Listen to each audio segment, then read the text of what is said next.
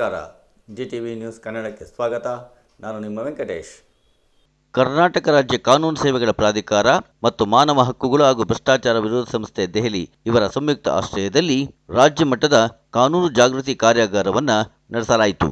ಈ ಕಾರ್ಯಕ್ರಮದಲ್ಲಿ ಕರ್ನಾಟಕ ರಾಜ್ಯ ಕಾನೂನು ಸೇವೆಗಳ ಪ್ರಾಧಿಕಾರದ ಸದಸ್ಯ ಕಾರ್ಯದರ್ಶಿ ನ್ಯಾಯಾಧೀಶರಾದ ಎಚ್ ಶಶಿಧರ್ ಶೆಟ್ಟಿ ಹಾಗೂ ಕರ್ನಾಟಕ ಮತ್ತು ಗೋವಾದ ನಾರ್ಕೋಟಿಕ್ಸ್ ಕಂಟ್ರೋಲ್ ಬ್ಯೂರೋದ ವಲಯ ನಿರ್ದೇಶಕ ಸಚಿನ್ ಗೋರ್ಪಡೆ IPS ಅವರುಗಳು ಮಾತನಾಡುತ್ತಾ ಕಾನೂನು ಸೇವೆಗಳ ಪ್ರಾಧಿಕಾರದ ಬಗ್ಗೆ ಹಲವಾರು ಮಾಹಿತಿಗಳನ್ನು ನೀಡಿದರು.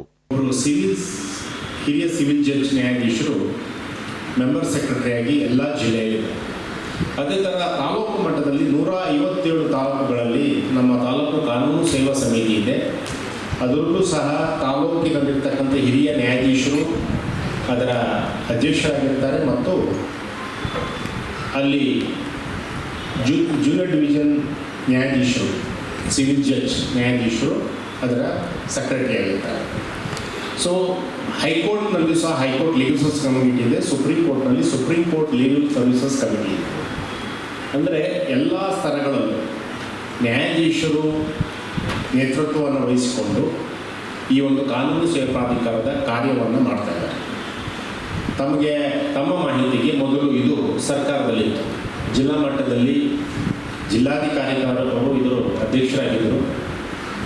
APP ಗೌರ್ಮೆಂಟ್ ಪಬ್ಲಿಕ್ ಪ್ರಾಸಿಕ್ಯೂಟರ್ ಇದರ ಸೆಕ್ರೆಟರಿ ಆಗಿದ್ದರು. ಲಾ ಮಿನಿಸ್ಟರ್ ಅವರು ರಾಜ್ಯದಲ್ಲಿ ಇದರ ಕಾರ್ಯದರ್ಶಿಯಾಗಿದ್ದರು. ಆವಾಗ ಲೀಗಲ್ ಏಡ್ ಬೋರ್ಡ್ ಅಂತ ಇತ್ತು. ಆ ನಂತರ ಸರ್ವೋಚ್ಚ ನ್ಯಾಯಾಲಯ ಇಲ್ಲ, ಈ ಕೆಲಸ ಸರಿಯಾಗಿ ಆಗ್ತಾ ಇಲ್ಲ, ಆದ್ದರಿಂದ ಇದನ್ನು ನ್ಯಾಯಾಧೀಶರು ಇದನ್ನು ನೇತೃತ್ವ ವಹಿಸಿಕೊಂಡು ಇದರ ಕೆಲಸ ಮಾಡಬೇಕು. ಆ ಕಾರಣದಿಂದಲೇ ಲೀಗಲ್ ಸರ್ವಿಸ್ ಅಥಾರಿಟೀಸ್ ಆ್ಯಕ್ಟ್ 1987 ಕಾಯ್ದೆ ಬಂದದ್ದು.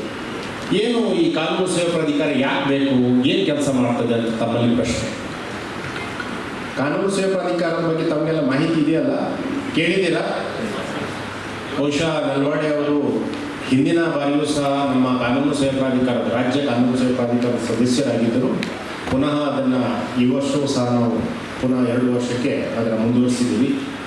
ಭಾಳ ಸಕ್ರಿಯವಾಗಿ ವಿವಿಧ ಜಿಲ್ಲೆಗಳಲ್ಲಿ ನಾನು ಸ್ವತಃ ನೋಡಿದ್ದೇನೆ. ಹಲವಾರು ಕಾರ್ಯಕ್ರಮಗಳನ್ನು ಬಹುಶಃ 2020 ನಾನು ಮೆಂಬರ್ ಸೆಕ್ರೆಟರಿ ಆಗಿದ್ದಾಗ ಕೋವಿಡ್ ಪೀರಿಯಡ್ ಇತ್ತು. ಹೆಲ್ತ್ ಕಿಟ್ ಮಾಡಿದ್ದೀವಿ, ವ್ಯಾಕ್ಸಿನೇಷನ್ಗೆ ವ್ಯವಸ್ಥೆ ಮಾಡಿದ್ದೀವಿ. ಅಂದರೆ ಕಾನೂನು ಸೇವಾ ಪ್ರಾಧಿಕಾರದ ಜೊತೆಗೆ ಮಾನವ ಹಕ್ಕುಗಳು ಮತ್ತು ಭ್ರಷ್ಟಾಚಾರ ವಿರೋಧಿ ಸಂಸ್ಥೆ ಆ ಸಂದರ್ಭದಲ್ಲಿ ಬಹಳ ದೊಡ್ಡ ಒಂದು ಆಂದೋಲನವನ್ನು ಮಾಡಿತ್ತು. ಅದು ಅವೇರ್ನೆಸ್ ಇರ್ಬೋದು. ಕೋವಿಡ್-19 ಬಗ್ಗೆ ಜನರಿಗೆ ಮಾಹಿತಿ ಇರಲಿಲ್ಲ. ಯಾವ ರೀತಿ ಎಚ್ಚರಿಕೆಯನ್ನು ವಹಿಸಬೇಕು, ಅವೇರ್ನೆಸ್ನ ವಹಿಸಬೇಕು ಅನ್ನೋದರ ಬಗ್ಗೆ ದೊಡ್ಡ ಜಾಥಾಗಳನ್ನು ನಾವು ಪ್ರತಿಯೊಂದು ಜಿಲ್ಲೆಗಳಲ್ಲಿ ಮಾಡಿದ್ದೀವಿ. ಅದನ್ನು ನಾವು ಈಗಲೂ ಕಂಟಿನ್ಯೂ ಮಾಡ್ತಾಯಿದ್ದೀವಿ. ಸೊ ಈ ಒಂದು ಕಾರ್ಯಕ್ರಮವನ್ನು ಮಾಡ್ತಕ್ಕಂಥ ಇಂತಹ ಒಂದು ರಾಜ್ಯ ಮಟ್ಟದ ಕಾರ್ಯಕ್ರಮವನ್ನು ಮಾಡಿರ್ತಕ್ಕಂಥ ನಲ್ವಾಡಿಯವರಿಗೆ ಪ್ರಪ್ರಥಮವಾಗಿ ನಾನು ಅಭಿನಂದನೆಯನ್ನು ಸಲ್ಲಿಸ್ತೇನೆ. ಕಾನೂನಿನ ಬಗ್ಗೆ ಮಾಹಿತಿ ಇರಲೇಬೇಕು. ಹಾಗಂತ ಎಲ್ಲ ಕಾನೂನುಗಳು ತಿಳ್ಕೊಳ್ಬೇಕಾ ಅಗತ್ಯ ಇಲ್ಲ. ನಮ್ಮ ದೇಶದಲ್ಲಿ ಸಾವಿರಾರು ಕಾನೂನುಗಳಿದ್ದಾವೆ, ಅದನ್ನು ಪೂರ್ತಿ ತಿಳ್ಕೊಳ್ಳಿಕ್ಕೆ ಸಾಧ್ಯ ಇಲ್ಲ. ಬಟ್ ಕೆಲವೊಂದು ಕಾನೂನು ಬಗ್ಗೆ ಜನಸಾಮಾನ್ಯರಿಗಾಗಿ ಕಾನೂನು, ಮಹಿಳೆಯರಿಗಾಗಿ ಮಕ್ಕಳಿಗಾಗಿ ಕಾನೂನು, ಹಿರಿಯ ನಾಗರಿಕರಿಗೆ ಕಾನೂನು, ಇವೆಲ್ಲ ಸಣ್ಣ ಪುಟ್ಟ ಕಾನೂನುಗಳ ಬಗ್ಗೆ ನಮಗೆ ಮಾಹಿತಿ ಇರಲೇಬೇಕು. ಈ ಸೀನಿಯರ್ ಸಿಟಿಜನ್ಸ್ ಇವತ್ತು ಅವರ ಹಕ್ಕುಗಳಲ್ಲಿ ವಂಚಿತರಾಗಿ ಮನೆಯಿಂದ ಹೊರಗೆ ಬರಬೇಕಾದಂಥ ಪರಿಸ್ಥಿತಿ ಬಂದಿದೆ. ಪ್ರತಿಯೊಬ್ಬ ಮಕ್ಕಳಿಗೆ ಮೋರಲ್ ಮತ್ತು ಲೀಗಲ್ ಡ್ಯೂಟಿ, ತನ್ನ ತಂದೆ ತಾಯಿಯನ್ನು ಸಂರಕ್ಷಣೆ ಮಾಡೋದು, ಅವರಿಗೆ ಜೀವನಾಂಶವನ್ನು ಕೊಡ್ತಕ್ಕಂಥದ್ದು ಅವರ ಡ್ಯೂಟಿ ಇರೋದ್ರಿಂದ ಅಲ್ಲೂ ಸಹ ಕಾನೂನಲ್ಲಿ ಕೇಳಿ ಬರುತ್ತೆ. ನಾವೇನಾದರೂ ಕೆಲಸ ಆಗಬೇಕು ಅಂತಂದರೆ ಅರ್ಜೆಂಟಾಗಿ ನಾವು ದುಡ್ಡು ಕೊಡ್ಲಿಕ್ಕೆ ರೆಡಿ ಇದ್ದೀವಿ. 10,000 5,000 1,000 ಆಯ್ತು, ನಮ್ಗೆ ಅರ್ಜೆಂಟ್ ಬೇಕು, ಬರ್ತ್ ಸರ್ಟಿಫಿಕೇಟ್ ಬೇಕು, ಯಾವುದೋ ದಾಖಲೆ ಬೇಕು, ಕೊಡ್ತೀವಿ. ಅದು ನಮಗೆ ಪರಿಪಾಠ ಆಗಿದೆ. ಪ್ರತಿಯೊಂದು ಸಂಸ್ಥೆಯಲ್ಲಿ, ಗೌರ್ಮೆಂಟ್ ಆಫೀಸ್ನಲ್ಲಿ ದುಡ್ಡಿಲ್ಲದೆ ಯಾವ ಕೆಲಸ ಆಗೋದಿಲ್ಲ ಅನ್ನೋ ಮಟ್ಟಕ್ಕೆ ನಾವು ಓದಿದ್ದೀವಿ. ಈಗ ಈ ಒಂದು ಭ್ರಷ್ಟಾಚಾರವನ್ನು ಹೋಗಲಾಡಿಸ್ಲಿಕ್ಕೆ ನಮ್ಮಲ್ಲಿ ಹುಡುಗರು, ಯುವ ಜನಾಂಗ ಪ್ರಪ್ರಥಮವಾಗಿ ಮುಂದೆ ಬರ್ತದೆ. ನಾನು ಹಲವಾರು ಜೈಲುಗಳಿಗೆ, ಪ್ರಿಸನ್ಗಳಿಗೆ ಭೇಟಿ ಕೊಟ್ಟಿದ್ದೀನಿ. ಇತ್ತೀಚೆಗೆ ನಾನು ರಾಯಚೂರಿಗೆ ಹೋದಾಗ ಅಲ್ಲಿ 126 ಜನ ಕೈದಿಗಳಿದ್ದರು. ನಾನು ಪೋಕ್ಸೋ ಕೇಸಲ್ಲಿ ಎಷ್ಟು ಜನ ಇದ್ದೀರಿ ಅಂತಂದರೆ 80% ಹುಡುಗರು ಕೈ ಎತ್ತಾರೆ. ಅದರಲ್ಲಿ 19 ವರ್ಷ, 20 ವರ್ಷ, 21 ವರ್ಷ, 22 ವರ್ಷ ವಯಸ್ಸಿನ ಮಕ್ಕಳು. ಇವುಗಳಲ್ಲಿ ಹೆಚ್ಚು ಕೇಸು ಲವ್ ಕೇಸ್ಗಳು, ಇಲೋಪಿಂಗ್ ಕೇಸ್ ಅಂತೀವಿ ನಾವು. ಪೋಕ್ಸೋ ಅಂತಂದರೆ 18 ವರ್ಷದ ವಯಸ್ಸಿನ ಕೆಳಗಿರುವ ಮಗುವಿನ ಮೇಲೆ ಲೈಂಗಿಕ ದೌರ್ಜನ್ಯ. ಅದು ಯಾವ ಥರದ ಸೀರಿಯಸ್ ಆಗಿರ್ಬೋದು, ಸಾಮಾನ್ಯವಾದಂಥ ಲೈಂಗಿಕ ದೌರ್ಜನ್ಯ ಆದರೂ ಸಹ ಅದು ಅಪರಾಧ ಮತ್ತು ಬಹಳ ತೀವ್ರವಾದಂಥ ಅಪರಾಧ. ಬೇಲ್ ಸಿಗೋದಿಲ್ಲ. ಶಿಕ್ಷೆ ಆದರೆ 10 ವರ್ಷ, 20 ವರ್ಷ, 30 ವರ್ಷದ ಶಿಕ್ಷೆ. ಈ ಲೈಂಗಿಕ ದೌರ್ಜನ್ಯ ಮಗುವಿನ ಮೇಲೆ ಅಂತ ಹೇಳಿದಾಗ ನೀವು ಹೆಣ್ಣು ಮಗು ಅಂತ ಮಾತ್ರ ಆಲೋಚನೆ ಮಾಡಬೇಕು. ಇದು ಜೆಂಡರ್ ನ್ಯೂಟ್ರಲ್. ಒಂದು ಗಂಡು ಮಗುವಿನ ಮೇಲೆ ಆಗ್ಬೋದು. ಒಂದು ಸಮೀಕ್ಷೆ ಪ್ರಕಾರ 43% ಗಂಡು ಹುಡುಗರ ಮೇಲೆ ಲೈಂಗಿಕ ದೌರ್ಜನ್ಯ ಆಗ್ತದೆ. ಈ ಲೈಂಗಿಕ ದೌರ್ಜನ್ಯ ಹೆಚ್ಚಾಗಿ ಮನೆಯಲ್ಲಿ ಇರತಕ್ಕಂಥ ಸಂಬಂಧಿಗಳ ಅವರಿಂದಲೇ ಆಗ್ತವೆ. ನನ್ನ ಹತ್ರ ಬಹಳ, ಯಾಕಂದರೆ ಈ ವಿಕ್ಟಿಮ್ ಕಂಪೋಸಿಟ್ ಸ್ಕೀಮ್ ನಮ್ಮ ಹತ್ರ ರಾಜ್ಯ ಕಾನೂನು ಸೇವಾ ಪ್ರಾಧಿಕಾರದಲ್ಲಿ ನಮ್ಮ ಮುಂದೆ ಬರುತ್ತೆ. ನಾವು ಹಣವನ್ನು ಎಲ್ಲರಿಗೂ ಕೊಡ್ತೀವಿ. ಸೊ ನಾನು ನೋಡಿದ್ದೇನೆ, ಬಹುಶಃ ಅಂಥ ಪ್ರಕರಣಗಳನ್ನು ನೋಡಿದಾಗ ಕರುಳು ಚಿವುಕನಂತೆ. ಯಾರು ನಮ್ಮನ್ನು ಆ ಮಗುವನ್ನು ಕಾಪಾಡಬೇಕಿತ್ತು, ಯಾರು ಆ ಮಗುವಿಗೆ ರಕ್ಷಣೆ ಕೊಡಬೇಕಿತ್ತು, ಅಂಥವರಿಂದಲೇ ಆ ಮಗುವಿನ ಮೇಲೆ ಲೈಂಗಿಕ ದೌರ್ಜನ್ಯ ನಡೆಯುತ್ತೆ. ಮಕ್ಕಳಿಗೆ ನಾವು ಹೇಳಬೇಕಾಗತ್ತೆ. ಮಕ್ಕಳು ನಮ್ಮ ಹತ್ರ ಹೇಳಿದಾಗ ಅದನ್ನು ಕೇಳ್ತಕ್ಕಂಥ ಪರಿಸ್ಥಿತಿ ನಮ್ಮ ಹತ್ರ ಇರಬೇಕು. ಆ ಮಕ್ಕಳು ಹೇಳಿದಾಗ ಮಕ್ಕಳಿಗೆ ಬೆದರಿಸಿ ಹೋಗಿ ಓಡಿಸೋದಲ್ಲ. ಮಗು ಸ್ಕೂಲಿಗೆ ಹೋಗುತ್ತೆ, ದಿನದ ಹೆಚ್ಚಿನ ಸಮಯ ಸ್ಕೂಲ್ನಲ್ಲಿ ಕಳೆಯುತ್ತೆ. ಆ ಸ್ಕೂಲ್ನಲ್ಲಿ ಆ ಮಗುವಿನ ಫ್ರೆಂಡ್ಸ್ ಯಾರು, ಆ ಮಗುವಿಗೆ ಏನು ತೊಂದರೆ ಇದೆ ಅನ್ನೋವನ್ನು ಕೇಳುವಂಥ ಒಂದು ಇದನ್ನು ಕಲಿಸ್ಕೊಡ್ಬೇಕು ನಾವು. ಸೊ ಲೈಂಗಿಕ ದೌರ್ಜನ್ಯ ಒಂದಾದರೆ ಇನ್ನೊಂದು ಇಲೋಪಿಂಗ್, ಲವ್ ಕೇಸ್. ಸ್ಕೂಲಿಗೆ ಹೋಗ್ತಕ್ಕಂಥ ಮಗು ನಮ್ಮ ಶಾಲೆಯಲ್ಲಿ, ನಾನು ಈಗ ಎಲ್ಲ ಎಜುಕೇಷನ್ ಡಿಪಾರ್ಟ್ಮೆಂಟ್ ಅವರು ನಾವು ಕೇಳಿಕೊಂಡು ನಮ್ಮ ಕಾನೂನು ಸೇವಾ ಪ್ರಾಧಿಕಾರದಿಂದ ಪ್ರತಿಯೊಂದು ಶಾಲೆ ಸ್ಕೂಲ್ನಲ್ಲಿ ಇದರ ಬಗ್ಗೆ ಮಾಹಿತಿಯನ್ನು ಕೊಡಿ, ಅವೇರ್ನೆಸ್ ಕ್ಯಾಂಪ್ಸ್ ಮಾಡಿ ಅಂತ ಹೇಳಿ. ಶಾಲೆಗೆ ಹೋಗ್ತಕ್ಕಂಥ ಮಗುವಿಗೆ ಒಂದೇ ಏಮ್ ಇರಬೇಕು, ನಾನು ಒಳ್ಳೆ ಕಲಿಬೇಕು, ಚೆನ್ನಾಗಿ ಕಲಿತು ನನ್ನ ಕಾಲ ಮೇಲೆ ನಾನು ನಿಲ್ಲಬೇಕು, ನನ್ನ ತಂದೆ ತಾಯಿಗಳಿಗೆ ನಾನು ಒಬ್ಬ ಒಳ್ಳೆಯ ಮಗ ಅಥವಾ ಮಗಳಾಗಿ ಇರಬೇಕು, ಮತ್ತು ಕೊನೆಯದಾಗಿ ಈ ಒಂದು ದೇಶಕ್ಕೆ ನಾನು ಒಬ್ಬ ಒಳ್ಳೆ ಪ್ರಜೆ ಆಗಬೇಕು. ಯಾಕಂದರೆ ಮೂಲಭೂತ ಕರ್ತವ್ಯ ಆರ್ಟಿಕಲ್ 51A ಅಲ್ಲಿ ಒಂದು ಕರ್ತವ್ಯ ಏನಂತಂದರೆ, ಈ ದೇಶದ ಪ್ರಜೆಯಾಗಿ ನಾನು ಈ ದೇಶಕ್ಕೆ ಕೊಡುಗೆಯನ್ನು ಕೊಡಬೇಕು, ಒಂದು ಒಳ್ಳೆಯ ಸಂಪತ್ಪೂರಿತವಾದಂಥ ರಾಷ್ಟ್ರವನ್ನಾಗಿ ಮಾಡಲಿಕ್ಕೆ ನಾನು ಸಹ ಸಹಾಯ ಮಾಡಬೇಕು. ನೀವು ಅಪರಾಧವನ್ನು ಮಾಡಿ ಯಾವುದೋ ಒಂದು ಕೇಸ್ನಲ್ಲಿ ಇದಾಕೊಂಡ್ರೆ ಏನಾಗ್ತೀರಿ, ನೀವು ಈ ದೇಶಕ್ಕೆ ಒಂದು ಬರ್ಡನ್ ಆಗ್ತೀರಿ, ಒಂದು ಹೊರೆಯಾಗಿ ಬದುಕ್ತೀರಿ. ಅದು ಯಾರೂ ಆಗಬಾರ್ದು ಅಂತಕ್ಕಂಥದ್ದು ಒಂದು ಮೂಲಭೂತ ಕರ್ತವ್ಯ.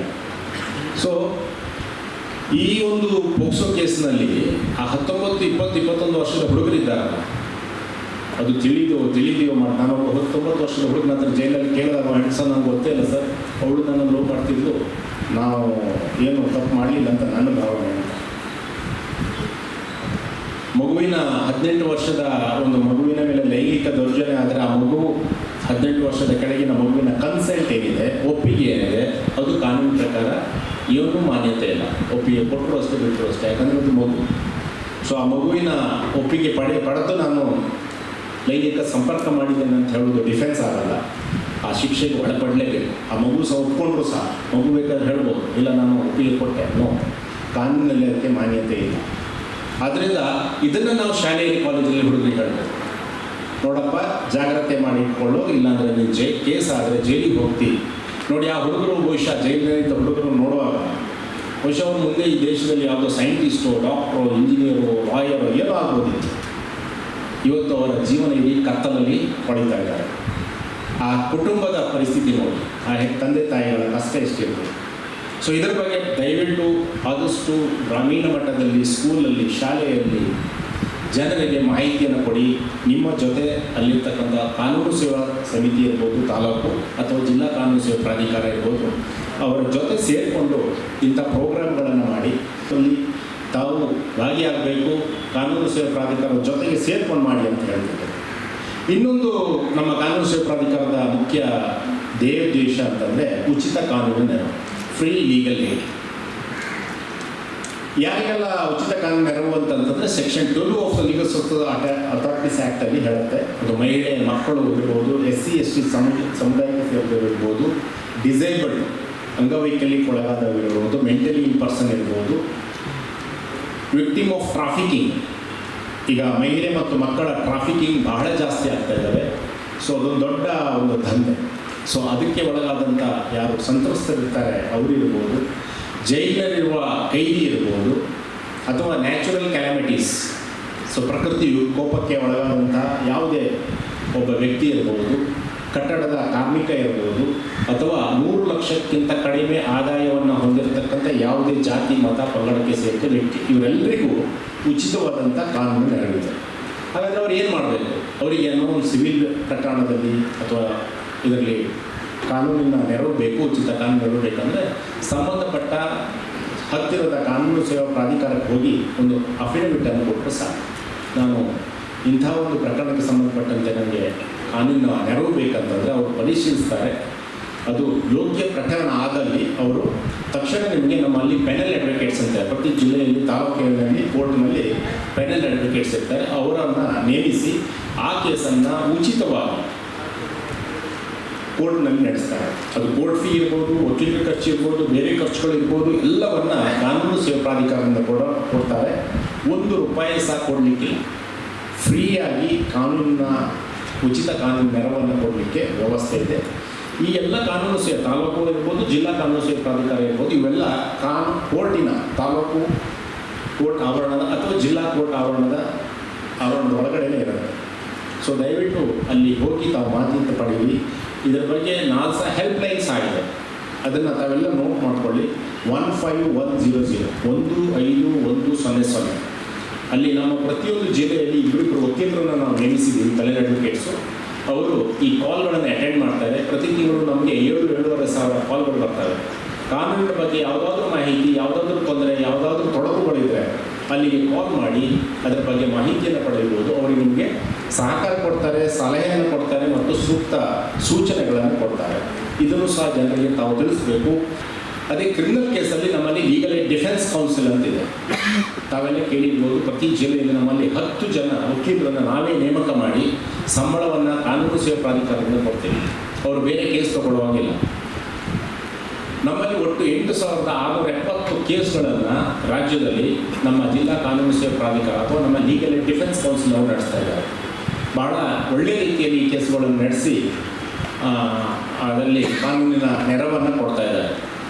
ಇನ್ನೊಂದು ಮುಖ್ಯ ಉದ್ದೇಶ, ಅದು ತಮ್ಮೆಲ್ಲರಿಗೂ ಗೊತ್ತಿರಲಿ, ಲೋಕ ಅದಾಲತ್ ಮತ್ತು ಮೀಡಿಯೇಷನ್. ನಮ್ಮ ರಾಜ್ಯದಲ್ಲಿ ಒಟ್ಟು 23 ಲಕ್ಷ ಕೇಸ್ಗಳಿದ್ದಾವೆ. ನಮ್ಮ ರಾಜ್ಯದಲ್ಲಿರುವ ಕೋರ್ಟ್ಗಳ ಸಂಖ್ಯೆ 1,100. ಅಂದರೆ 1 ಮಿಲಿಯನ್ ಜನಕ್ಕೆ ಭಾರತದಲ್ಲಿ ಕೋರ್ಟ್ಗಳಿರುವುದು 16ರಿಂದ 17. ಅದೇ ವಿದೇಶದಲ್ಲಿ, ಮುಂದುವರಿದ ದೇಶದಲ್ಲಿ 1 ಮಿಲಿಯನ್ ಜನಕ್ಕೆ 120 ಕೋರ್ಟ್ಗಳಿದ್ದಾವೆ. ಸೊ ಕೋರ್ಟ್ಗಳ ಮೇಲೆ ಒತ್ತಡ ಇರೋದರಿಂದ ಈ ಆಲ್ಟರ್ನೇಟಿವ್ ಡಿಸ್ಪ್ಯೂಟ್ ರೆಸೊಲ್ಯೂಷನ್, ಪರ್ಯಾಯ ನ್ಯಾಯಿಕ ವ್ಯವಸ್ಥೆ ಅಂತ ಮಾಡಿದ್ದಾರೆ. ಅದು ಆರ್ಬಿಟ್ರೇಷನ್, ಮೀಡಿಯೇಷನ್, ಲೋಕ ಅದಾಲತ್ ಮತ್ತು ಕನ್ಸಿಲೇಷನ್. ನಮ್ಮ ಕಾನೂನು ಸೇವಾ ಪ್ರಾಧಿಕಾರದ ಅಡಿಯಲ್ಲಿ ಲೋಕ ಅದಾಲತ್ ಮತ್ತು ಮೀಡಿಯೇಷನ್ ಬರುತ್ತೆ.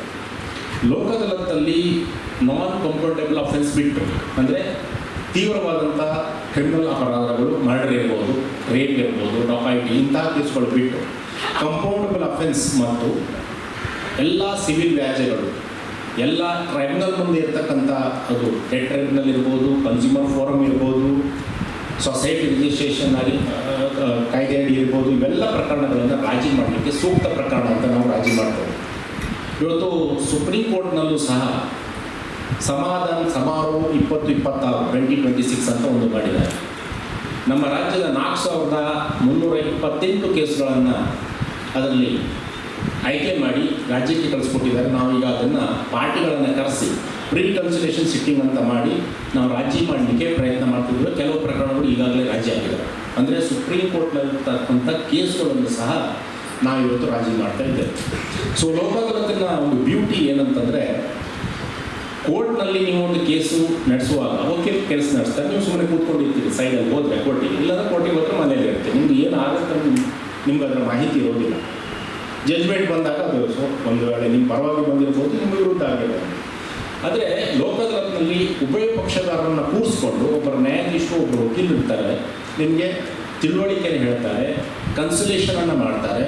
ನೀವು ನಿಮಗೆ ಬೇಕಾದಂಥ ಒಂದು ತೀರ್ಮಾನಕ್ಕೆ ಬರಲಿಕ್ಕೆ ಒಂದು ವ್ಯವಸ್ಥೆ. ಅಂದರೆ ನಿಮಗೆ ಬೇಕಾದ ತೀರ್ಮಾನ ತೆಗೆದುಕೊಳ್ಳಲು ನಿಮ್ಮ ಪಾತ್ರ ಅಲ್ಲಿ ನಾವೆಲ್ಲ ಜಿಲ್ಲೆಯಲ್ಲಿ ಸಪೋರ್ಟ್ ಪರ್ಸನ್ಸ್ ಅಂತ ಹೇಳಿ ಇಂತಹ ಸಂತ್ರಸ್ತೆ ಆಗ್ತಾರೆ ಅವರಿಗೆ ಸಹಾಯ ಮಾಡಲಿಕ್ಕೆ, ಅವ್ರ ಜೊತೆ ನಿಲ್ಲಲಿಕ್ಕೆ ಸಪೋರ್ಟ್ ಪರ್ಸನ್ಸ್ ಅಂತ ಮಾಡ್ತಿದ್ದೀವಿ. ಅವರ ತರಬೇತಿ ಸಹ ಶೀಘ್ರದಲ್ಲಿ ನಾವು ಮಾಡಲಿಕ್ಕಿದ್ದೇವೆ. ಸೊ ಅಂಥವರಿಗೆ ಸಹಾಯ ಮಾಡಬೇಕಾಗುತ್ತೆ. ಸೊ ಇವೆಲ್ಲ ಕಾನೂನು ಸೇವಾ ಪ್ರಾಧಿಕಾರದ ವತಿಯಿಂದ ಇರ್ತಕ್ಕಂಥ ಕೆಲಸಗಳು ಬಹಳ ದೊಡ್ಡ ಮಟ್ಟದಲ್ಲಿ ಕೆಲಸಗಳು. ನಮಗೆ ಹೇಳ್ತೀವಿ ಸ್ಕೈ ಇಸ್ ದ ಲಿಮಿಟ್, ಆಕಾಶವೇ ನಮಗೆ ಅಲ್ಲಿವರೆಗೂ ನಾವು ಕೆಲಸ ಮಾಡ್ಬೋದು. ಸೊ ಅದಕ್ಕೆ ಈ ಮಿತಿ ಆ ಮಿತಿ ಅಂತಿಲ್ಲ. ಕಾನೂನಿನ ಅಡಿಯಲ್ಲಿ ಕರ್ನಾಟಕ ಕಾನೂನು ಸೇವಾ ಪ್ರಾಧಿಕಾರದ ನಮ್ಮ ಲೀಗಲ್ ಸೊಸೈಟೀಸ್ ಆ್ಯಕ್ಟ್ ಅಡಿಯಲ್ಲಿ ಏನು ಪ್ರಕರಣ ಸಹ ಇದ್ದರೂ ಸಹ ನಾವು ಅದನ್ನು ತಗೊಳ್ಬೋದು ಮತ್ತು ಅದರ ಬಗ್ಗೆ ಪರಿಹಾರ ಕೊಡಲಿಕ್ಕೆ ಸಹಾಯ ಮಾಡಲಿಕ್ಕೆ ಸಾಧ್ಯ ಇದೆ.